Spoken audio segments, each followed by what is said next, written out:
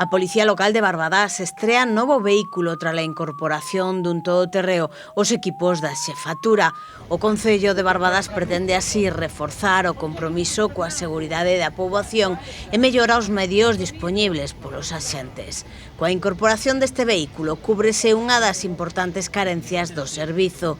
O todoterreo, que cumpre cos requisitos medioambientais e de mobilidade, permitirá á Policía Local cubrir espazos urbanos, pero tamén rurais e mesmo zonas de montaña.